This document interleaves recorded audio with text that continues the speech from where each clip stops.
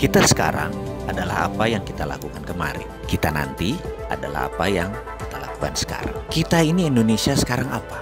Faktanya kita terpecah dua karena politik. Kita sekarang apa? Defisit neraca perdagangan kita terburuk tekornya sepanjang sejarah. Kita sekarang apa? Krakatau Steel bangkrut di tengah pembangunan terbesar yang Indonesia pernah lakukan. Kita sekarang apa? Pembukuan Garuda dibilang untung karena melakukan smart accounting atau financial engineering ya. Nggak tahu lah saya, pokoknya gitu deh. Bayangkan, duopoli Garuda Group dan Lion Air Group menguasai airline Indonesia. Kok malah membuat Garuda nggak untung? Kenapa? Harga naik, tiket saja kementerian yang sudah 6 bulan berusaha menurunkan nggak bisa apa-apa tuh. Kementerian kerjanya apa ya? Kembali lagi, kita sekarang apa? Pertamina turun untungnya. Kita sekarang apa? PLN juga harus melakukan pembukuan kreatif agar terlihat bagus. Bahkan ada isu subsidi itu dibilang pendapatan. Oleh karena itu PLN jadi terlihat bagus rekeningnya. Ya wis lah, sakarepmu, wahai para pengelola profesional BUMN tersebut. Toh rakyat juga nggak ngerti. Kita lanjut. Mengapa kita bicara yang negatif semua di awal-awal video ini? Ini mungkin karena filosofi kejawaan saya yang dari dulu selalu diingatkan. Berbuat baik itu wayahe ngono. Memang seharusnya, dan jangan harap pujian atau jangan harap dilihat. Tapi kalau keburukan, ya wayahe dikamplengi. Dikamplengi itu diperingatkan dengan keras. Bagaimana cara ngamplengi? Ya kita tirulah bapak bangsa kita yang sering menggunakan filosofi Jawa dulu, Pak Harto, Pak Karno. Karena setelah ngamplengi, mereka biasanya nyangoni. Setelah memperingatkan dengan keras, orang tersebut diberi oleh-oleh. Jadi kalau dikamplengi dengan hal negatif, itu nggak ada niatan buruk. Karena solusinya pasti kita berikan. Begitu juga dalam narasi ini. Jadi ke depan Indonesia bagaimana? Kalau kita tidak mengubah cara berpikir kita, maka akan ketebak apa yang akan terjadi ke depan. Alias, jadi kalau kita masih begini juga, ya persis kayak beberapa tahun yang lalu ya, ke depan kita akan begitu. Rupiah akan melemah, jadi 15.000 di tahun 2020, mungkin jadi 16.500 di tahun 2021. Defisit terus menjadi membesar, ekspor turun, impor menambah besar, uang diketatkan karena harus melakukan quantitative tightening, strategi keuangan negaranya pakai tight money policy. Ini membuat ekonomi malah tidak produktif. Walau inflasinya rendah, pengangguran menjadi naik, tidak terserap. Baik mereka yang swasta, tidak ada pendanaan untuk mendanai bisnis-bisnis mereka. Bagaimana tenaga kerja bisa diangkat? Bursa saham mungkin akan di level sini-sini saja karena tidak menarik pergerakan.